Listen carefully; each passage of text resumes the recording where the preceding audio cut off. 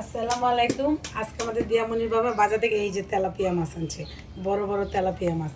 আমার কাটতে কষ্ট হয়, এই জন্য বাজার থেকে কাইটা নিয়ে আসছে। এই দেখেন কত বড় বড় রিং পিস, ঠিক আছে।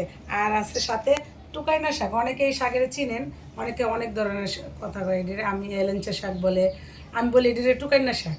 এই শাক দেখতে অনেকগুলো, কিন্তু সামান্য কিছু কিছু নিয়ে আলু দিয়ে একটু ভাজি ভাজি করবো।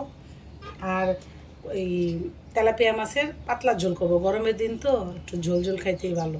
গরম হয়ে গেছে।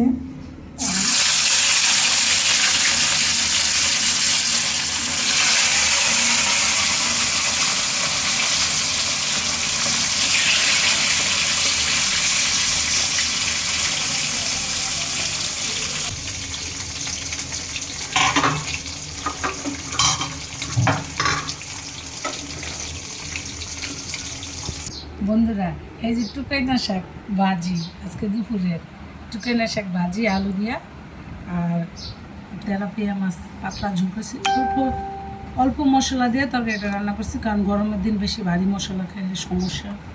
আর এটা হচ্ছে কাঁকরোল ভাজি।